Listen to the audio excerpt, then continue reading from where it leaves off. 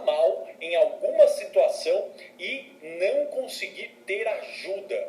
Então ela tem um medo de passar mal em qualquer situação. E aí ela começa a evitar qualquer tipo de situação onde isso pode acontecer. Pode ser elevador, pode ser multidão, pode ser fila, pode ser show, pode ser evitar até sair de casa. Tem pessoas com esse quadro que não saem de casa, né, que tem uma dificuldade muito grande. E olha o quanto que isso limita a vida da gente. A gente está agora, entre aspas, né, obrigado a ficar em casa, a maioria de nós, e isso já às vezes dá um incômodo. Imagina a pessoa que quer sair, mas ao mesmo tempo ela não consegue. Isso é a agorafobia. É um receio, é um medo intenso e uma evitação de qualquer lugar. Pode ser lugar aberto, fechado, multidão, lugar vazio, shows, elevadores, filas, em que você possa passar mal e não conseguir ter ajuda, tá? Isso é a agorafobia, certo? Também é muito comum.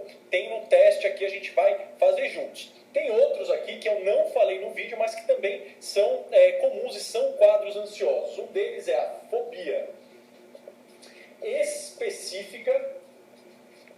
Fobia quer dizer medo, tá, pessoal? Então, fobia é um nome chique que a gente dá para medo. É a mesma coisa. Fobia e medo são sinônimos, tá? Esse daqui pode acometer até 10% das pessoas. É medo de situação, de animais, de lugares, medo de objetos que não geram uma ameaça real para você, tá? Então, por exemplo, é uma paciente minha que ela tinha uma fobia específica de abelhas. Ela tinha sido picada por uma abelha, né, quando ela era criança, só que assim, ela não era alérgica à abelha, não teve nada demais, doeu. Mas aquilo, né, foi muito intenso, foi muito dramático para ela. Ela desenvolveu um sintoma ansioso muito intenso, brutal, em qualquer situação que pudesse ter uma abelha. Então, ela evitava ir para parques, porque podia ter uma abelha e aquilo lá gerava muito sofrimento. Ela não tinha jardim, plantas em casa por conta daquilo. Ela evitava comprar comida doce, açúcar, o que por um lado é bom, mas assim, ela se privava disso porque podia vir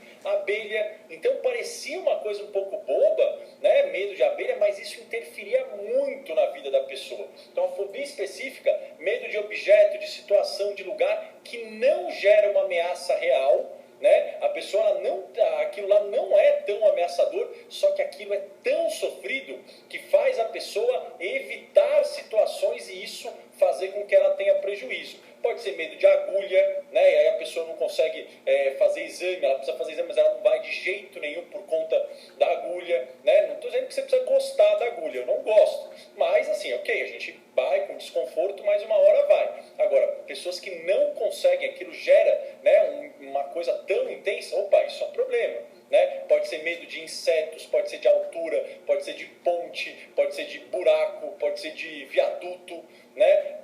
Isso pode ser várias questões e isso limita a vida da pessoa. Fobia específica, tá? Fobia específica a gente não trata com remédio, tá? Esse daqui, ó, de todos, é um que assim, remédio não funciona para esse. Para todos os outros, o remédio pode ajudar. Esse daqui, ó, nem adianta dar remédio. Isso aqui são treinos comportamentais que funcionam, certo? E qual que é o último, né? O último é o transtorno do estresse pós-traumático, que esse é o que ocorre, né? É assim, a gente passa por um trauma. O que é trauma? É alguma situação muito ameaçadora para a nossa vida, para a nossa integridade. Pode ser assalto, pode ser guerra, pode ser a gente presenciar um assassinato. Então pode ser uma coisa que aconteceu com a gente ou que a gente testemunhou. Uma violência sexual, estupro, isso daqui também entra como um trauma importante, né? Enfim, qualquer coisa que agrida a gente muito intensamente, agrida a nossa integridade física e psicológica muito intensamente. Um acidente, agora mesmo, né? Essa questão aí do coronavírus, muitos médicos podem desenvolver sintomas de TEPT, isso é descrito em grandes pandemias, né? Porque ele fica lá presenciando uma catástrofe com as outras pessoas e aquilo altera o circuito da memória. E o que acontece no TEPT? A pessoa fica revivendo aquilo como se estivesse acontecendo no momento. Mesmo depois de meses, a pessoa tem memórias intrusivas, ela começa a ter sintomas ansiosos, às vezes sem explicação, ou qualquer coisa que lembra aquilo, vem um sintoma ansioso. Então, por exemplo, né, uma mulher que passou por um assédio importante sexual, que passou por um estupro, ela vê um homem, alguém encosta nela, aquilo gera uma crise de ansiedade, uma crise de pânico. Ela vê um homem se aproximar, aquilo gera uma crise de pânico. Então tem essa questão do sintoma ansioso, flashbacks, memórias, pesadelos, né? E a pessoa começa a se isolar, a evitar, a se distanciar dos outros, né? Ela fica meio que apática e isolada, né? Isso daqui é um TEPT, dependendo, né, do tipo de trauma, até 20% das pessoas que sofrem um trauma violento podem desenvolver o TEPT, tá? Quando ele é muito curtinho, a gente chama reação aguda ao estresse, que é no primeiro mês, depois vira TEPT.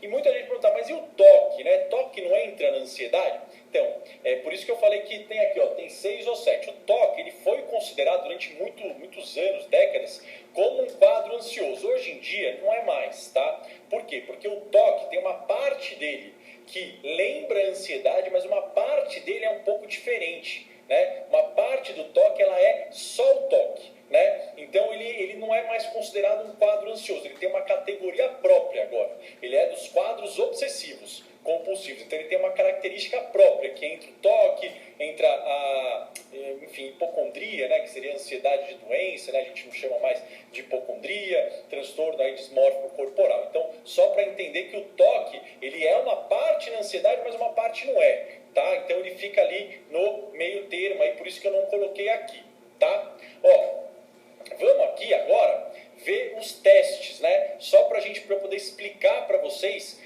como é que funciona esses testes, tá? Porque muita gente teve dúvida, tá? Então assim, ó, são 4 testes. Para quê? Para ver se você pode ter ansiedade generalizada, o TAG, se você pode ter transtorno de pânico, se você pode ter transtorno de ansiedade social ou se você pode ter agorafobia. Esses aqui são os testes mais simples que eu consegui fazer. Calma, isso daqui não faz o diagnóstico, tá, pessoal? É só para vocês terem uma forma estruturada, organizada de poder ter essa suspeita. O diagnóstico precisa de um médico, precisa de um psicólogo, ok? Mas isso daqui pode ajudar muito a gente a identificar se nós temos um desses problemas ou, de repente, alguém que a gente conhece, né? Um parente, filho, irmão, pai, mãe, avó, vizinho, pode estar passando por isso, tá? Então você pode fazer e você pode dar para outras pessoas fazerem. É muito simples, tá? Então, primeiro é da ansiedade generalizada. Então, assim, como é que é isso daqui, né? Tem algumas perguntas, né? E se você responde sim para mais de 3 dessas perguntas, você pode sim ter um TAG, transtorno de ansiedade generalizado. A Isabel falou que fez o teste e deu positivo. Então aqui, ó, você se preocupa muito com todos os tipos de eventos ou atividades? Ou ao contrário, de se preocupar com uma coisa específica, como voar, ficar doente ou ficar envergonhado em público, né? Então você se preocupa muito, sim ou não? Você tem se preocupado quase todos os dias, há pelo menos 6 meses, ou seja, a preocupação excessiva, ela vem na maioria dos dias, nos últimos meses, ou seja, não é uma coisa recente. Você tem pelo menos 3 desses sintomas: inquietação, que é agitação, fadiga, cansaço, dificuldade de concentração, irritabilidade, tensão muscular, problemas para dormir. Você tem pelo menos 3. Você tem problemas, dificuldades para controlar as suas preocupações, sim ou não? Esses sintomas causam muito sofrimento para você, sim ou não? E aqui tem, esses sintomas você tem certeza que não podem ser devido a um remédio, a uma doença que você tem, ou eles foram só apareceram depois de um evento traumático, para diferenciar isso de TEPT, por exemplo. Sim ou não? Então, se você respondeu sim para mais de 3 dessas perguntas, né, muito provavelmente você pode ter um TAG, tá? Aqui, ó, 90% aqui o Elvis, né? Então, aqui, ó, o outro é para o transtorno de pânico. Transtorno de pânico, então, tem as perguntas, é assim, se você responder sim para qualquer uma delas, não precisa ser 3 ou mais, qualquer resposta sim, já aumenta muito a probabilidade de você ter uma crise de um transtorno de pânico, desculpa, né? Então vamos lá. Você tem experiências de que há um súbito medo ou um desconforto inesperado. Então você tem experiências de medo de repente ou desconforto que vem sem você esperar. Esse medo ou desconforto atinge o pior pico em poucos minutos, ou seja, ele vem muito intenso e é rápido, ele atinge o pico rápido. Durante o período de medo, você tem 4 ou mais desses sintomas, que tem coração acelerado, sudorese, tremor, falta de ar, dificuldade para respirar, asfixia, dor, desconforto no peito, náusea, dor de estômago, tontura, desmaio, calafrio, calor, estar separado do real, medo de perder o controle, medo de morrer. Ou seja, você tem 4 ou mais desses, sim ou não? Pelo menos depois de um desses ataques, você sentiu muito medo ou preocupação de ter um novo ataque? Você alterou o seu comportamento ou a sua rotina para evitar a possibilidade de ter um ataque? Então aqui qualquer sim já indica transtorno de pânico. Teste da ansiedade social. Esse daqui você tem que responder 3 ou mais no sim. Muita gente tem sim aí, né? Ou seja, é comum, né? Provavelmente transtorno de pânico é uma coisa que eu vejo que afeta muita gente que faz parte aqui dos nossos grupos, dos nossos workshops, né? Então, transtorno de ansiedade social tem que ser 3 ou mais. Você evita situações como, por exemplo, onde você tem que dar uma palestra, situações que você tem que socializar com outras pessoas que você não conhece, por medo de se envergonhar, sim ou não? Você às vezes entra em pânico em situações sociais desconhecidas, que você não conhece, que você não sabe, né, como, o que vai acontecer, pessoas diferentes. Outro, você evita situações sociais sempre que possível. Outro, quando você não pode evitar a situação social, você encara, mas com sofrimento muito forte, sim ou não? Sua angústia ou medo de reuniões sociais interfere, prejudica significativamente o seu trabalho, o seu relacionamento com a família, o seu relacionamento com amigos, a sua rotina, sim ou não? Então, se você respondeu sim para mais do que 3 dessas, muito provavelmente você sofre de fobia ou de ansiedade social. Muita gente falando que sim. Peraí, pessoal, só um segundo. Aqui, vê que tivemos uma falha aqui, que o carregador do computador caiu, mas já peguei ele aqui para colocar. Tivemos uma pequena falha aqui de bastidores da live, né? E o último teste, né?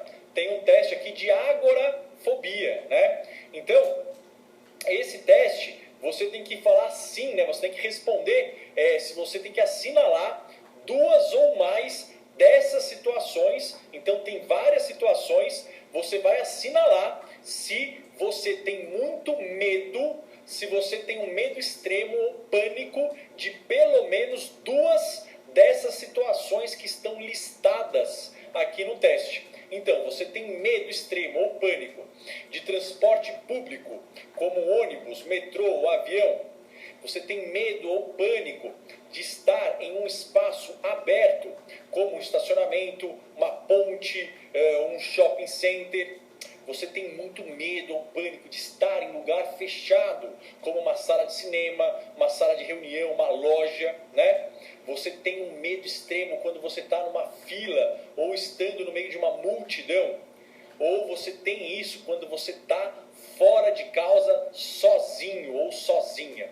Se você assinalou 2 ou mais dessas situações, muito provavelmente você pode ter uma agorafobia, ok? Então, isso daqui é o resumo aí para vocês entenderem de tipos de ansiedade tóxica e para você poder ver se isso ocorre com você, se a chance de você estar tendo um desses sintomas é uma chance alta ou não. O que eu lembro? Todos esses quadros, pessoal, eles podem sim ser tratados.